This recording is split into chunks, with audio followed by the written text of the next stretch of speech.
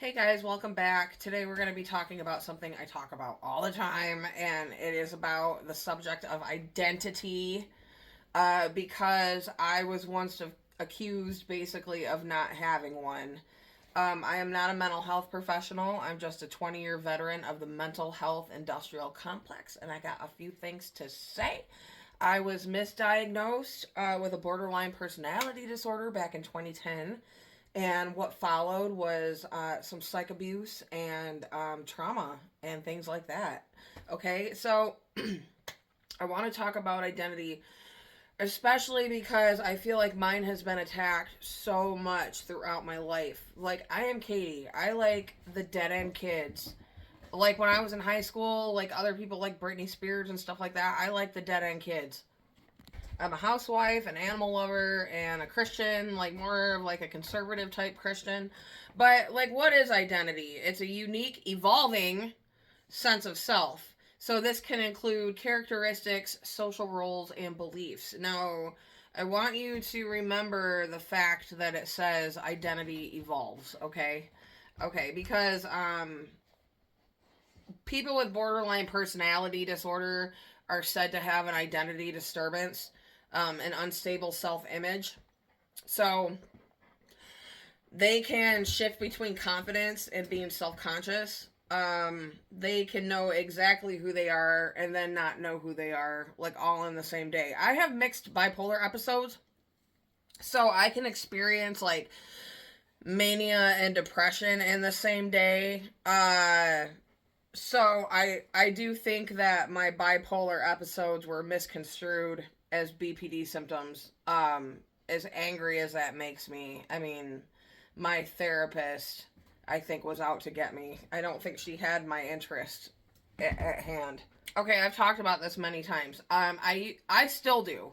I dye my hair a lot. It needs to be dyed right now, but I dye my hair different colors. I'll pick a different color almost every time I dye my hair. Well, that was used against me in this time of my life, when I had the BPD diagnosis, because they took that as an unstable identity or something like that, which I think is stupid. That's not what it is at all. I just like to try different things.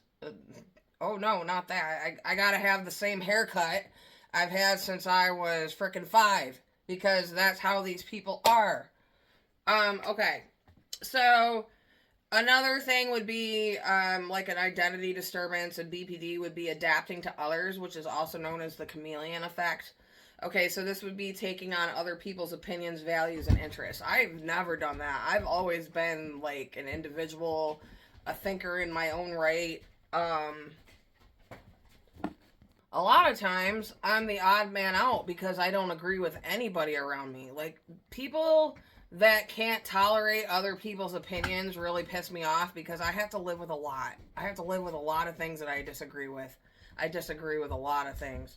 Um okay, another one. Okay, so this, I talk about emptiness on here a lot. Um the chronic emptiness is considered to be like an identity disturbance in BPD. So this could be like feeling hollow, like something is missing. My thing is emptiness for me is a psychotic symptom. So it has nothing to do with my personality whatsoever, and it makes me really mad that they like blame this on your personality being disordered. They blame it on like fear of abandonment and things like that. When I was sitting there with a genuine psychotic symptom. Um,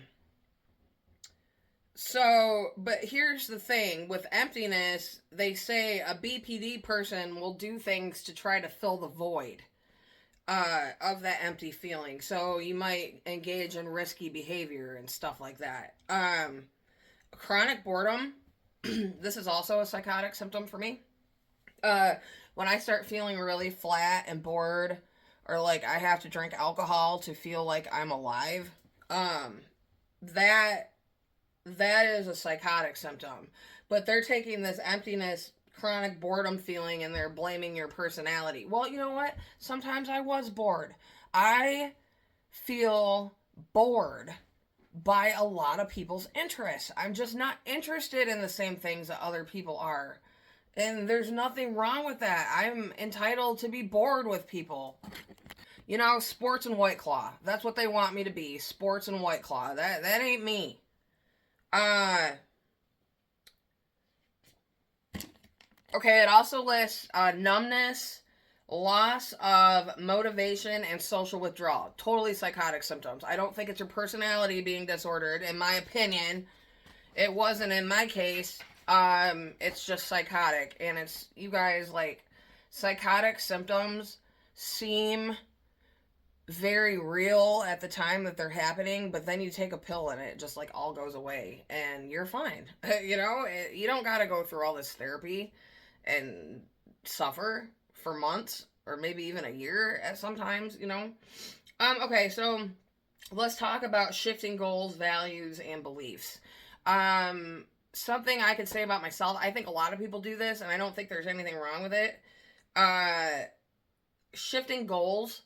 Sometimes things happen that make us shift our goals, or you just get bored with one thing and you move on to the next. But with BPD, they use this against you.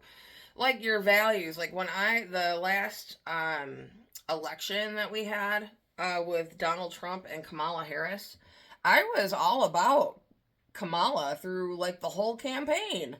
And then at the last minute, when I went down to vote, I switched. I changed my mind and I voted for Trump. Um, whatever, people do that. I think it's normal to change your mind. I don't know. Okay, and then, uh, okay, here's something I want to bring up. Strongly commit to something and abandon it later. That is mania. Okay? That's not your fucking personality being disordered. That is a manic symptom. When you start a project and you're just like all into it and then you just drop it. Like my house, I joke about this on here a lot. Like my house is full of half painted walls and I've only just within the past year started fixing it. I've had to explain to people when they come over, yeah, I did that when I was loony. Yeah, I got like a bunch of walls that need to be painted. So, okay. I want to talk about changing career goals. This was kind of used against me a lot. Like, because here's the thing, guys. I used to not be able to figure out what I wanted to do until finally I realized I don't want to do anything. I just want to be a housewife. I don't want a career. I don't like society. I don't want to be a part of it. I don't want to insert myself into things I don't agree with. So I always kind of just worked these jobs that I could go make money and come home and not have to worry about anything. I don't want to deal with the shit that's going on now. I don't want to cater to the things that are going on now. So I just never wanted to be part of that scene.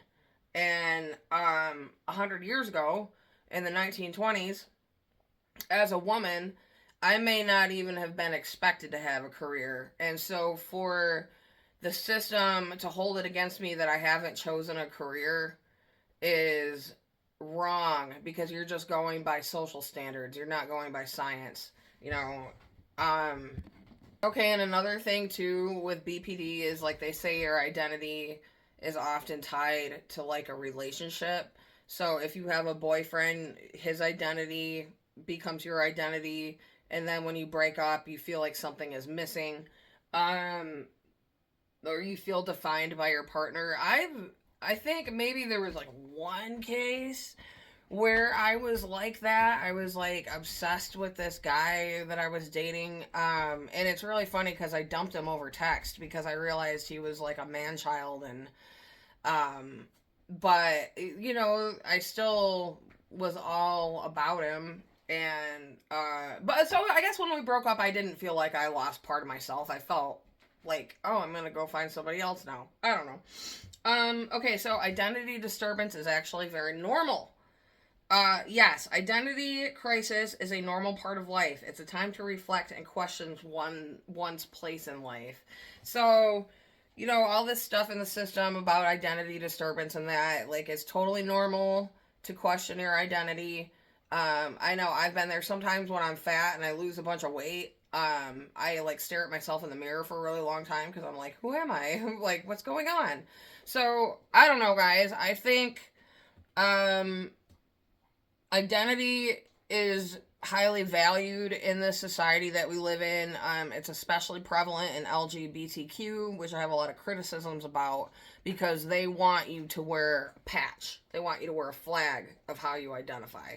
And that's very similar to the Nazis making Jews wear stars on their clothing and stuff like that. So I just don't agree with it. That might not be what they're trying to do, but that's what it implies.